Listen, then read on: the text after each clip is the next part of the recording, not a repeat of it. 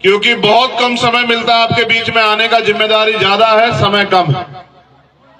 मेरा आग्रह है कि आप मेरी बात पे गौर करें। अगर आयोजक कमेटी की इजाजत हो तो मैं ये उतार लूं, ज्यादा बोझ मत रखो मेरे ऊपर, फ्री होके काम करने दो। सबसे पहले तो शहीदी दिवस पे हमारे शहीदों को नमन।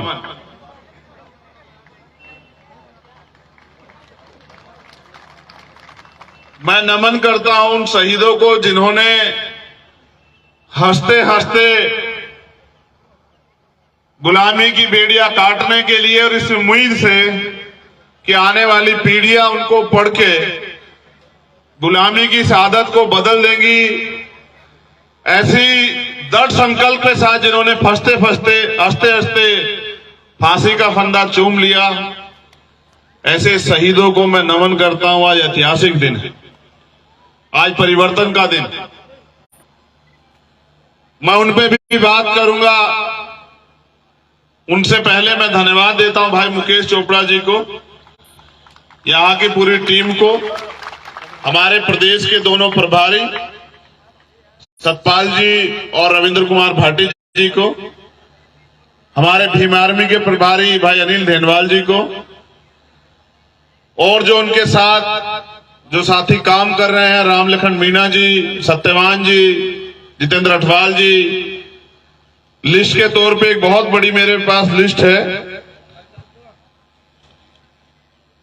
जो स्वागत में थी बहने सुमन मेघवाल जी, कविता जी, मंजू बोध जी, ममता जी, कमलेश जी, सोनिया जी, संजना जी, रेणु जी, संजू जी, एकता जी, पूजा जी, और यहां से जो और साथी हमारे उपस्थित हैं जिन्होंने इस प्रोग्राम को सफल बनाने के लिए मेहनत की, मैं उनका भी धन्यवाद करता हूं।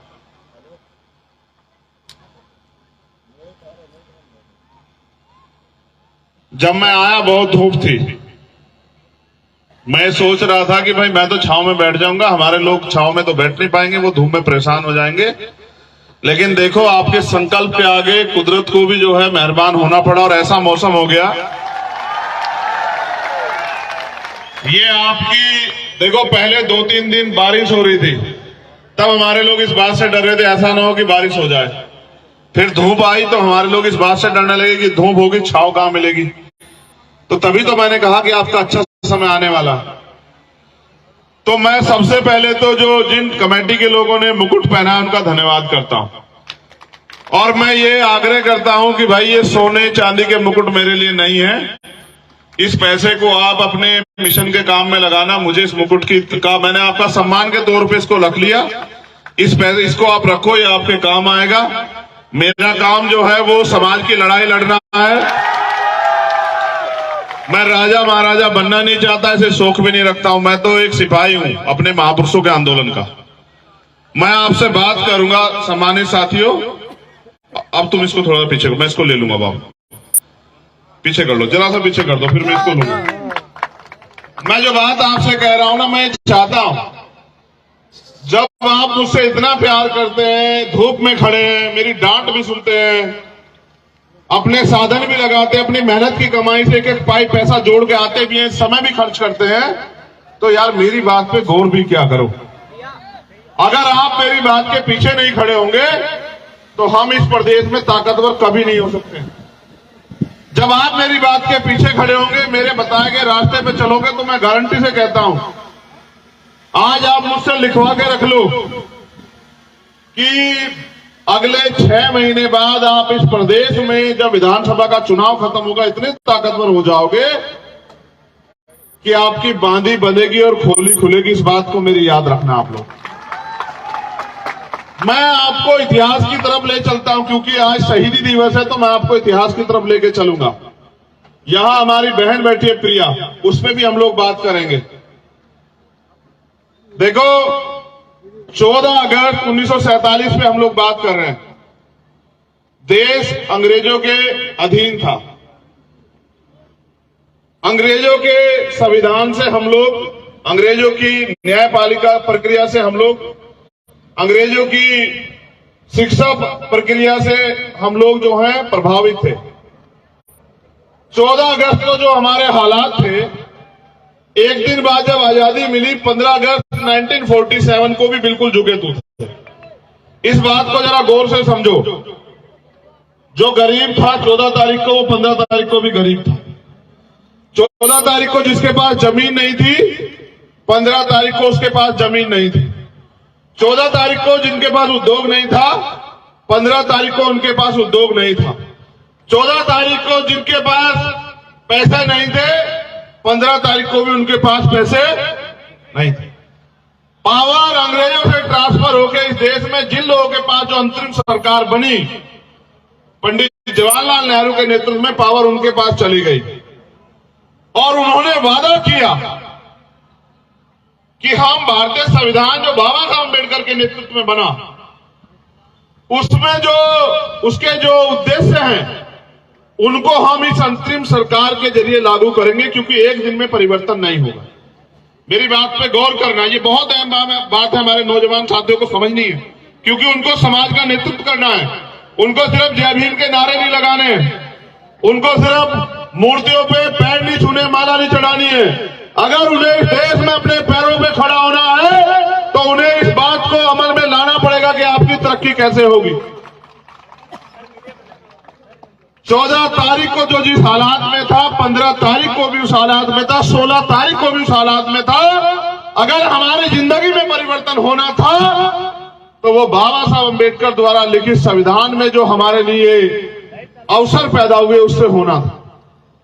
और सरकारों ने वादा किया, संविधान सौंपते हुए कॉन्स्टिट्यूशन असेंबली से बाबा साहब अम्बेडकर ने कहा था कि 1 वोट 1 वैल्यू, एक वोट उसका एक मूल्य। इससे हम राजनीति में तो बराबर हो जाएंगे, लेकिन जब तक इस देश में ब्राह्मणिकल सोशल ऑर्डर के आधार पर जो सामाजिक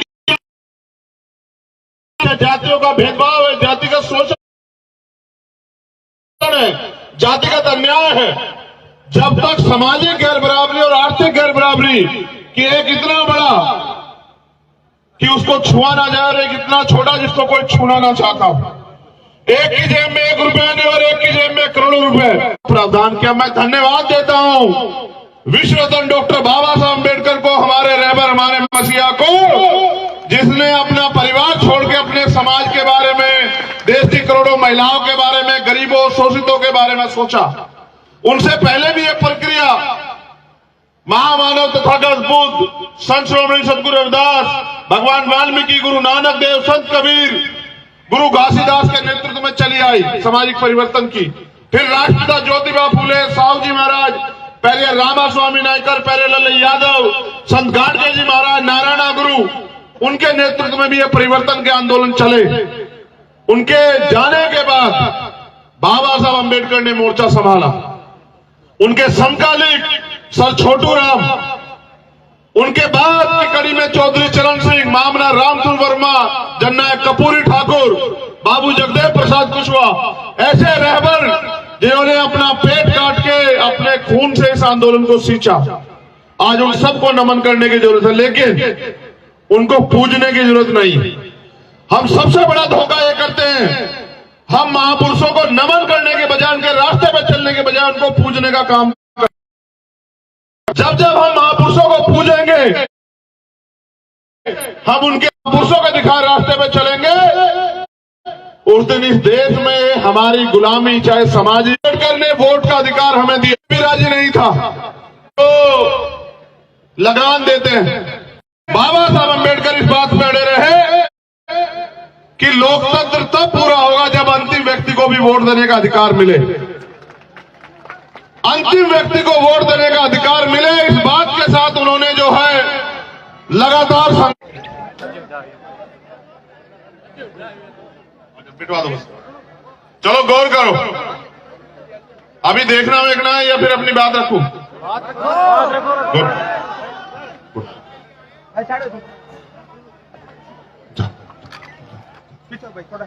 साइड वोट का अधिकार दिलाने के साथ बाबा साहब अम्बेडकर ने कहा कि आज मैंने रानी का पेट चीर दिया, आज के बाद राजा जो है वो बैलेट बॉक्स से तैयार होगा, आपकी वोट से तैयार होगा। और इस बात को हमारे रहबरों ने, महापुरुषों ने समझा। मान्यवर काशीराम साहब गांव गांव गली गली गए और 4200 किलोमीटर की यात्रा करके अपने समाज को वोट की शक्ति समझाने का काम किया। अगर समाज समझदार होता तो जिस दिन बाबा साहब अम्बेडकर ने वोट का अधिकार दिया था उसी दिन वो राजा बन जाता, उसी दिन वो राज सत्ता में काबिज हो जाता। लेकिन क्योंकि समाज समझदार नहीं है, इसलिए इतने रहबरों को अपना घर बार, अपना परिवार, अपना सुख चैन छोड़ के समाज को जगाने के लिए निकलना पड़ा। आज भी हालात वही हैं। हमने अपनी वोट के ताकत को नहीं समझा, अपनी वोट की वैल्यू को नहीं समझा। हमारी वोट पे दूसरे लोग राज कर रहे हैं। उन्होंने नारा दिया कि वोट हमारा, राज तुम्हारा, नहीं चलेगा, नहीं चलेगा। आज भी वोट इस देश के कमजोर शोषित वर्ग के पास है, लेकिन राज किनका है? जिन लोगों के पास साथ हम हजारों साल से पीड़ित थे, उन्हीं का राज भी आज इस व्यवस्था पे है। मैं आपको भादरा में बताने के लिए आया कि अगर करो मरो की स्थिति पैदा हो चुकी है देश के अंदर। मैं याद करता हूं शहीद आजम भगत सिंह को, राजगुरु जी को, सुखदेव जी को, उनकी शहादत को। उन्होंने आखिरी याचिका में कहा था कि युद्ध जारी है और युद्ध तब तक जारी रहेगा जब तक कुछ चंद ताकतवर लोग भारतीय समाज और श्रमिकों यानी कि मजदूरों की जो आर्थिक स्थिति पे उस पर एकाधिकार बना के रखेंगे, तब तक ये युद्ध जारी रहेगा। आज भी किसानों को उनकी फसल के दाम नहीं मिलते, आज भी मजदूरों को उनकी न्यूनतम वेतन नहीं मिलता। अभी अभी किसानों के लिए एक और प्राणाघात हुआ, प्राकृतिक मारू ओला पड़ गया। मैंने खुद देखा कि हमारे यहां वैश्य का किसान रो रहा है। सरकार मुआवजे की बात करेगी, मुआवजे के नाम पे किसी को 10 रुपए पकड़ाए, किसी को 20 रुपए पकड़ाए, किसी को 50 रुपए पकड़ाएगी, यानी कि उनकी मेहनत से मजाक करेगी। यही हो रहा है इस व्यवस्था में। जो पहले आजादी से पहले की व्यवस्था थी, आज भी वही झुकी तो दिखाई देती है। किसान मजबूरी में सुसाइड कर रहा है, नौजवान बेरोजगारी के कारण जो है सुसाइड कर रहे हैं। और अगर मैं राजस्थान की बात करूं, यहां की सरकार तो इतनी निकम्मी है कि कोई पेपर ऐसा नहीं कराते जो लीक ना हो। सारे पेपर लीक होते हैं। जब आप पेपर लीक करा के अपने चहितों की जेब में रखवा दोगे तो बताओ न्याय कैसे होगा, गरीब के बेटे कैसे आगे बढ़ेंगे? बताओ मुख्यमंत्री जी मुझे। जब आप सीएचए की भर्ती वाले बच्चों को जब वो आंदोलन करने जाते हैं, उनको लाठियों से पीटने का काम करते हो, उनको जेल में बंद करने का काम करते हो, तो फिर न्याय कैसे होगा? जब आप करते हो बात, ये प्रिया मेघवाल बेटी है, इसका दोष ये है कि ये मेघवाल समाज में जन्मी है। जब हमने इसकी बात करी तब सबकी आंख खुली। मुख्यमंत्री को मजबूर होकर बुलाना पड़ा, कहा कि एक पता नहीं कोई चीज उसका एम्बेसडर बना रहे, वो भी बंद कर दी। एक सिंगल पैसे की मदद नहीं करी। बताओ खिलाड़ी कैसे आगे बढ़ेंगे? मुख्यमंत्री जवाब दे कि अगर इसका दोष ये है कि ये मेघवाल समाज की बेटी है, तो मुख्यमंत्री जी याद रखना कि तुम्हारे भरोसे नहीं है। हमारा समाज इतना बड़ा है कि यहां इस राजस्थान में अपनी हैसियत बनाएगा और ऐसी ऐसी हजारों बेटियों को सम्मान दिलाने का, उनको शक्तिशाली बनाने का काम करेगा। हम निकम्मों के भरोसे नहीं है। मैं जब आया मैंने देखा हमारे साथी मोटरसाइकिल पे आए। क्या तुम में से कोई एक भी ऐसा है जिसको बुलाने के लिए पैसे दिए गए हो? वहां तक जो बैठे हैं, किसी को साधन दिया गया? नहीं भैया, नहीं। खाना भेजा गया? नहीं। तुम सब लोग वो हो जो मेरी तरह चिंतित हो, जिनके दिल में बात है कि भाई हमें आजाद हुए 75 साल से ज्यादा हो गया, अब तो हमारी गुलामी बेबसी खत्म हो, अब तो हमारी गरीबी कटे। लेकिन ये गरीबी कटेगी कैसे भाइयों? जब वोट की ताकत का प्रयोग आप दूसरे को दोगे। सोचो, साहब कहा करते थे कि वोट पंजे वालों को दोगे तो वो ताकतवर होंगे, वो अपने बेटों को आगे बढ़ाएंगे। तुम्हारे बेटों को क्यों आगे बढ़ाएंगे? तुम्हें क्यों आगे बढ़ाएंगे? बताओ। वोट अगर तुम उनको दोगे तो तुम ताकतवर कैसे हो सकते हो, बताओ जरा मुझे। तुम्हें याद नहीं है कि राजस्थान के लोगों याद दिलाऊं याद? इंदर मेघवाल को भूल गए हो क्या? अभी 15 तारीख, अभी मैं भूला नहीं वो खून के आंसू, जितेंद्र मेघवाल को भूल गए हो क्या? ओम प्रकाश रैगर को भूल गए हो क्या? जब उनका परिवार मुझसे मिलता है, तीनों का परिवार, तो ऐसे गले लगा के चिंगाड़ के रोता। बताओ उनको क्या जवाब दूं कि मेरा समाज गुलामी छोड़ना नहीं चाहता? क्या जवाब दूं उनको, बताओ क्या जवाब दूं इंदर मेघवाल के पिताजी को, जिसपे उसके बाद भी हमला हुआ उसके चाचा पे, और मुख्यमंत्री तमाशा देख रहा था बैठ के? बताओ क्या जवाब दूं जितेंद्र मेघवाल को कि सरकार ने जो वादा किया वो वादा पूरा नहीं किया, सिर्फ मूछे रखने में मेरे भाई की हत्या हुई। आज भी वो परिवार है सुरक्षा के माहौल में, उनके लाइसेंस ऑफ बने 1 साल बाद। बताओ क्या जवाब दो ओम प्रकाश रैगर को कि जिसने उससे उसकी जान छीन ली, उसको जेल नहीं भेजा, मुख्यमंत्री ने उसको बचाने का काम किया। इस सरकार के भरोसे लड़ोगे? इनको रहनुमा मानते हो? इनसे उम्मीद करते हैं ये तुम्हारी गुलामी बेबसी काटेंगे? जानवर के आगे से भी उसका खाना भोजन हटाओगे वो भी रिएक्शन कर देगा। कुत्ता देखा है नहीं देखा है? कुत्ता पालते भी होंगे तुम लोग। कुत्ते के आगे से कभी भोजन उठा के देखना, क्या करेगा पता है तुम्हें? वो क्या करेगा? तुम्हारे सारे अधिकार ये सरकारें छीन ले रही है। मेरे गुलाम भोले भाले गुलाम हो बने हुए समाज के लोगों, अपने बारे में सोचो तो सही। कौन सोचेगा तुम्हारे बारे में? जितने अधिकार बाबा साहब अम्बेडकर अपने 4-4 बच्चे कुर्बान करके देके गए थे, उनमें से बचा क्या तुम्हारे पास? एक आरक्षण व्यवस्था है, सरकारें भर्ती नहीं निकालती हैं, संविदा से भर रहे हैं मुख्यमंत्री। ये यहां की सरकार के हाल नहीं है, केंद्र की सरकार के हाल है। भाजपा और कांग्रेस या कोई और सरकार हो, हम तो सिर्फ और सिर्फ वोटर बने हुए हैं। तुम इतने बड़े पैमाने में यहां आए, अगर इतने बड़े पैमाने पे मेरी बात मान के अगर रोज एक आदमी को तैयार करे और उनसे कहे कि इस बार अपने भाई के हाथों को मजबूत करना, तो मैं गारंटी से कहता हूं कि राजस्थान में आपके अधिकार छीनने वाला कोई बचेगा नहीं। क्यों नहीं मिल रहा प्रिया मेघवाल को सम्मान? क्योंकि उनका समाज उनका गुलाम बना हुआ है, इसलिए नहीं मिल रहा है। जिस दिन इसका समाज विद्रोह करेगा, जिस दिन इसका समाज अपमान को अपमान समझेगा, उस दिन आप देखना वो आपके पैरों में पड़ा होगा मुख्यमंत्री। ये ताकत है आपके पास वोट की। गुलाम मत बनो, हालात बहुत अच्छे नहीं है। यहां इतने सारे मामले हैं, मैं गिनाता रहूंगा तो आपके आंसू निकल आएंगे। मैंने इतना तो देखा राजस्थान में। 4 बार आया मैं जोधपुर, इंद्र मेघवाल के परिवार से मिलने, मुख्यमंत्री ने गिरफ्तार करवा, फिर वापस, कभी दिल्ली कभी हरियाणा। 5ही बार मैंने इनसे कहा आऊंगा, कह के गया था मेरे एक बहन वहां अधिकारी है कि इस बार आऊंगा, लेकिन इस बार अपने तरीके से आऊंगा, जो मेरा नाम है रोक के दिखाना, अगर तुम लोग रोक सकते हो। नहीं रुका, आया मिला, फिर ये सब लोग परेशान हुए। मुझे 50 गाड़ी लगा के जयपुर में वहां दिल्ली छोड़ के आए। मुझे क्या दिल्ली छोड़ के आते हो? मेरा समाज जिस दिन जाग जाएगा, ये दलित पिछड़े आदिवासी मुसलमान जैन सिख बौद्ध पारसी जितने जाग जाएंगे, तुम्हें छोड़ के आएंगे दिल्ली। ये बात याद रखना। कहां मुझे दिल्ली छोड़ के आते हो?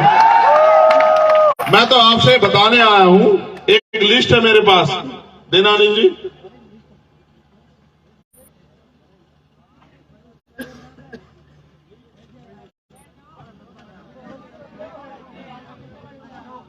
ये यहां के एक मामलों की लिस्ट है मेरे पास, हमारे साथियों ने दिए बना के। मैं इसलिए वो कर रहा हूं क्योंकि इंटेलिजेंस के लोग भी यहाँ, एडमिनिस्ट्रेशन के भी हैं, मीडिया के भी है, शायद हमारी बात को उठा दे। और हो सकता है कान में से रूई निकाल के मुख्यमंत्री जी सुन लें। सुनना उनना तो है नहीं। देखो, जालसाजों के चक्कर में मत आना। आप सिलेंडर भी देंगे, अब राशन भी देंगे, 4.5 साल नहीं दिखे। अब चुनाव आ रहा है, सब देंगे।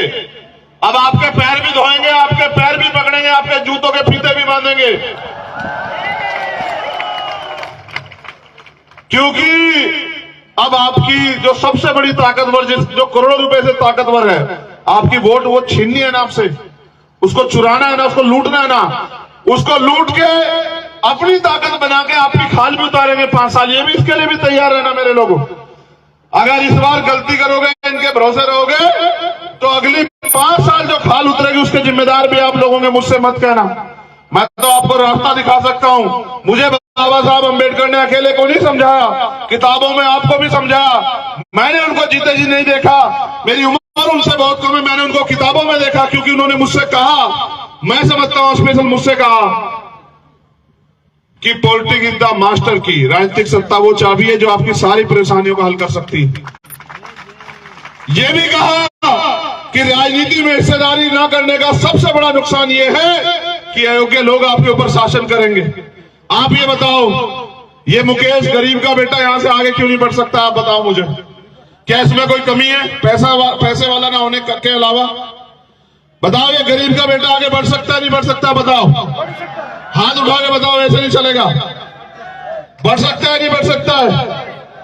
जब हम पे पैर है तो हम बैसाखियों के सहारे क्यों रहे? जवाब दो। जब तुम अपने आप इतनी क्षमता रख सकते हो तो बैसाखियों के सहारे क्यों हो? बताओ। देखो, मुझे इतने सारे मामले सौंपे हैं, मैं तुम्हें बताऊंगा अभी। कालूराम मेघवाल को झूठे मर्डर केस में फंसाया गया। लालगढ़ में एक 8 साल की नाबालिग के साथ रेप करके उसका मर्डर कर दिया गया। भाई कालूराम मेघवाल ने उस 8 साल की नाबालिग लड़की की आवाज उठाई और अपराधी को सजा दिलाने का काम किया, इसलिए उसको झूठे मर्डर केस में फंसाया गया।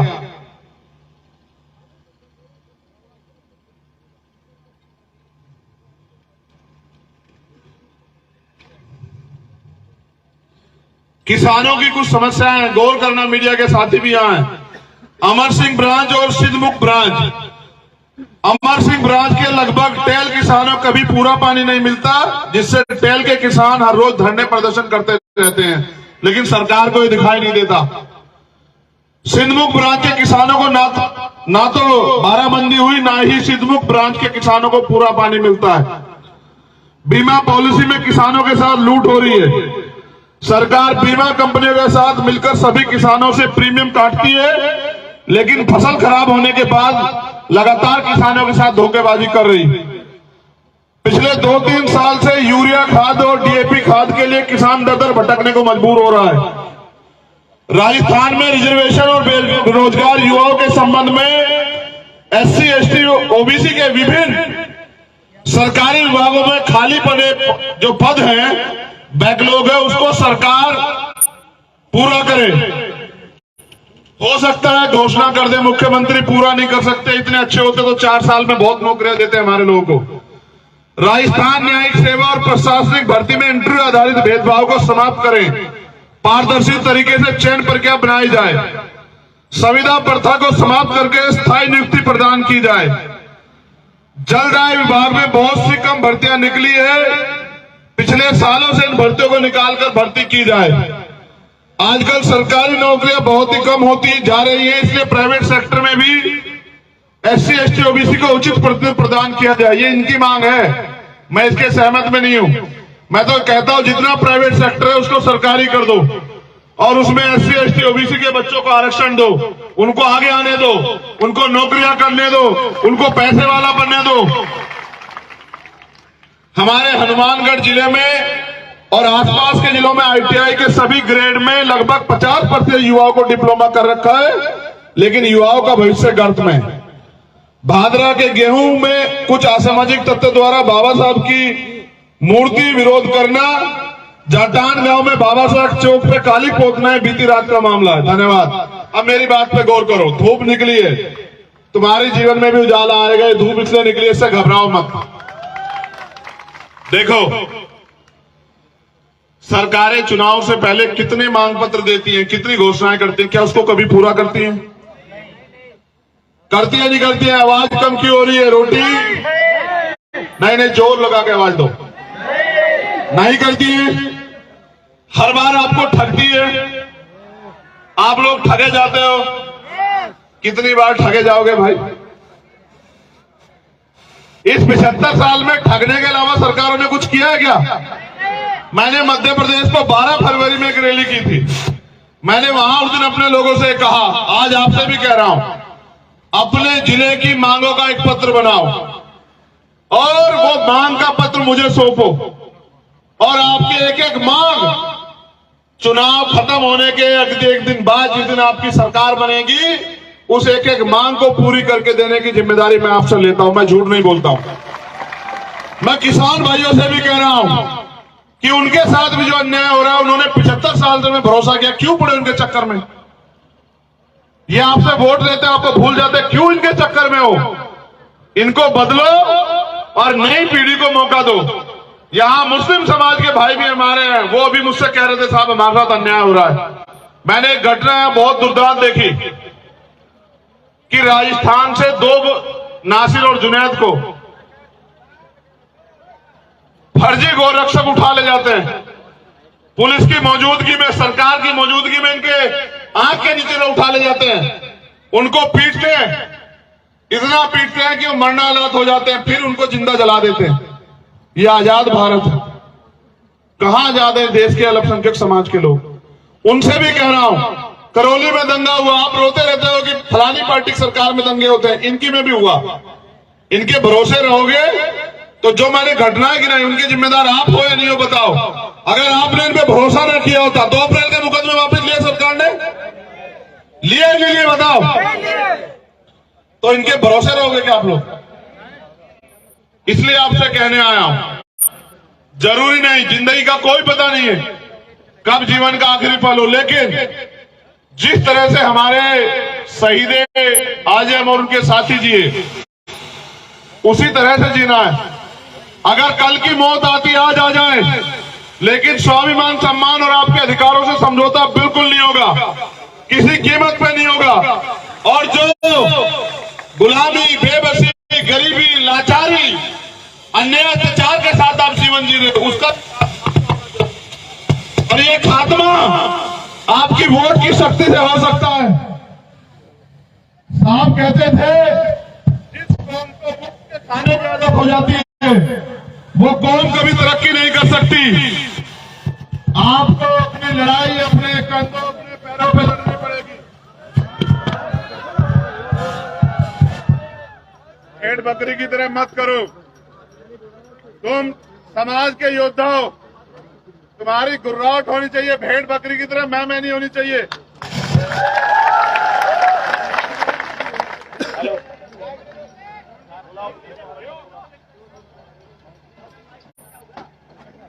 मेरी आवाज कहां तक आ रही है बताओ? सुनो,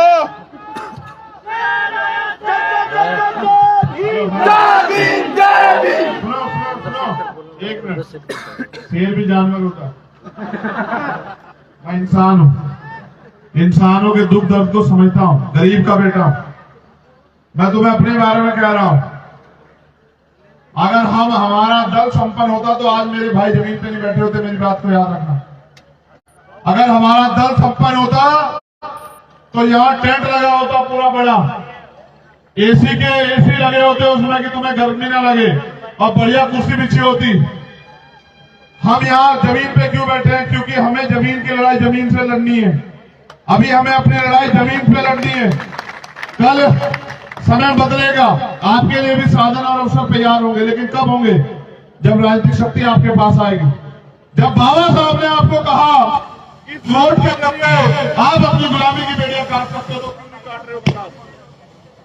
क्या आप गुलाम बने रहना चाहते हो? कितने लोग हैं जो गुलामी की बेड़ियां काटना चाहते हो? हाथ खड़ा करो। वो जो उधर खड़े हैं वो गुलाम रहना चाहते हैं क्या? दोनों हाथ खड़े करो जो लोग गुलामी की बेड़ियां काटना चाहते हैं। देखो, हमारे पूर्वजों ने लड़ाई लड़ी। क्यों भाई, तुझे किसी ने पैसे वैसे दे देगा हमारे खिलाफ? हेलो भैया, माइक छोटे शेर की दाढ़ी ऐसी बढ़िया है। हेलो, चुप रहिए। हेलो हेलो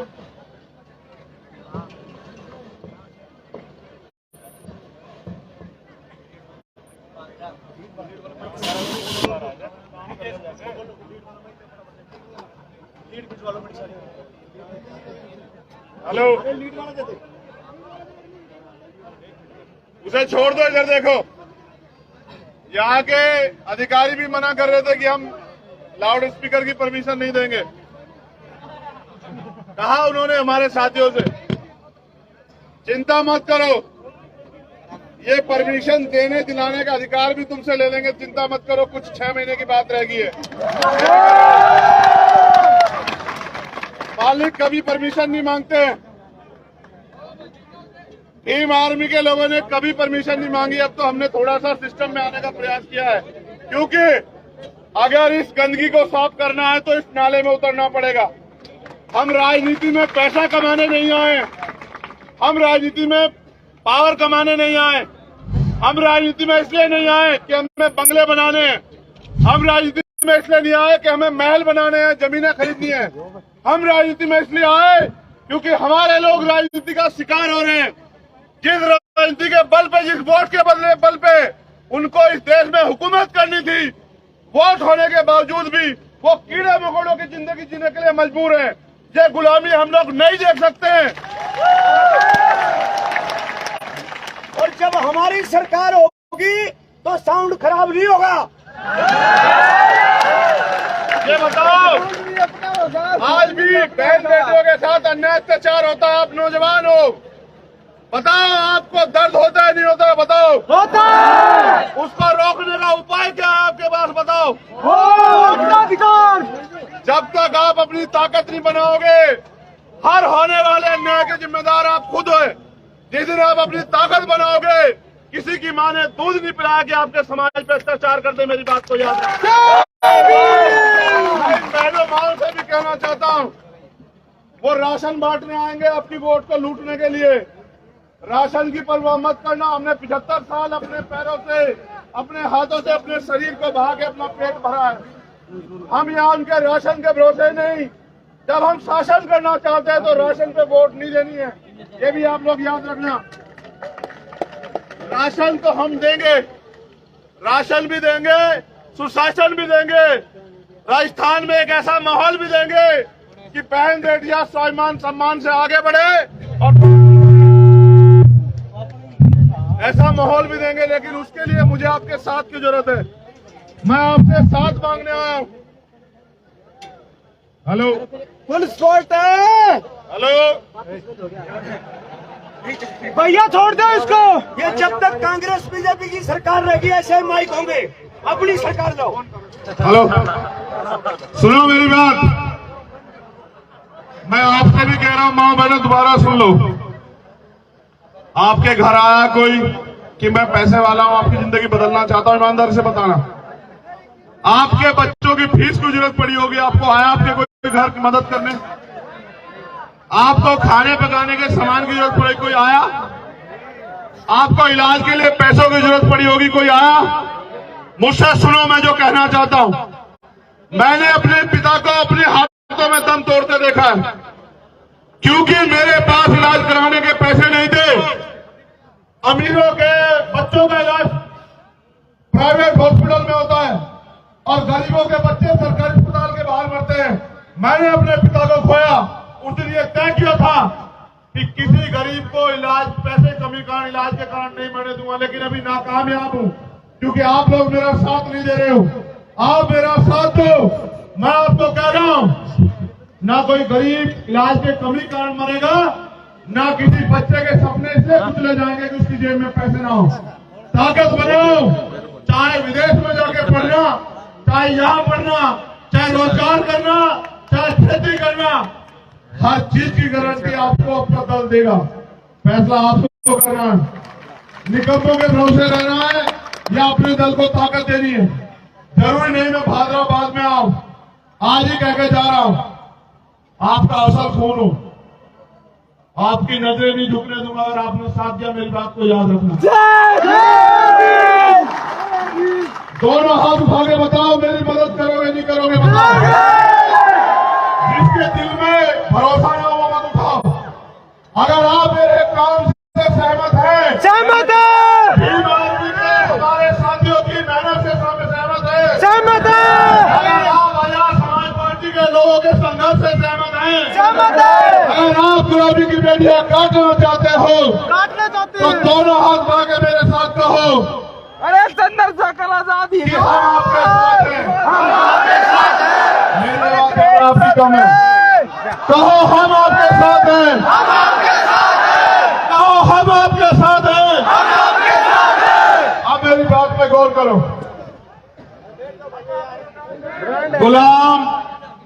गुलाम होते हैं। हमारे महापुरुष संविधान में हमें अधिकार दे गए। और एक बात उन्होंने कही थी बाबा साहब अम्बेडकर ने, मेरे मरने के बाद मुझे बराबर मत समझना, जब तक संविधान जिंदा है मैं जिंदा हूं। हमें संविधान की रक्षा करनी है। ये वर्तमान की जो केंद्र की सरकार है भारतीय जनता पार्टी की, ये संविधान को खत्म करना चाहती है। लेकिन यहां जो सरकार है कांग्रेस की, उनकी हैसियत नहीं संविधान को बचाने की। संविधान को बचाने के लिए भी मुझे आपकी जरूरत है, इसलिए आपको अपनी ताकत बनानी है। दूसरी बात, संविधान को लागू कराना तब अधिकार मिलेंगे।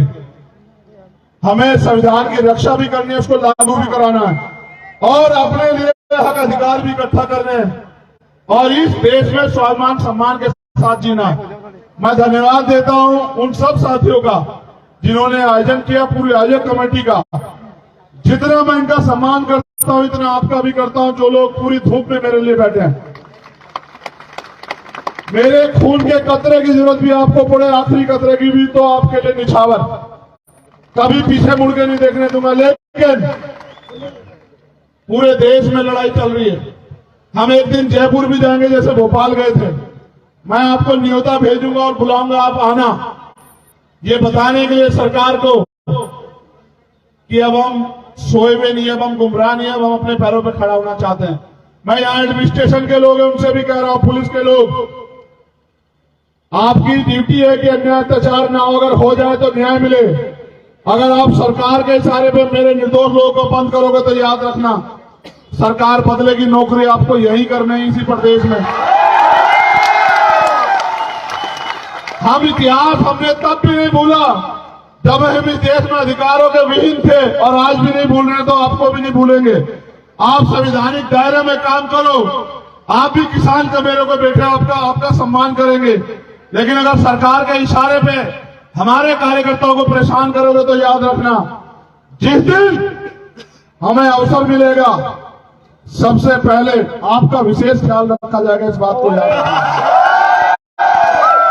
क्योंकि जो संविधान आपको संरक्षण का अधिकार देता है, सुरक्षा का अधिकार देता है, वही संविधान सत्ता में आने के बाद हमें अधिकार देता है कि जो कर्मचारी अपने पद का दुरुपयोग करे उस पर मुकदमा लिखवा के उसको जेल भेजा जाए, उसकी संपत्ति जब्त कर ली जाए, सरकारी उसमें ले जाया जाए सारे काम को। चिंता मत करो, मैंने बहुत लोगों का हिसाब बना के रखा है यहां, बहुत लोगों का।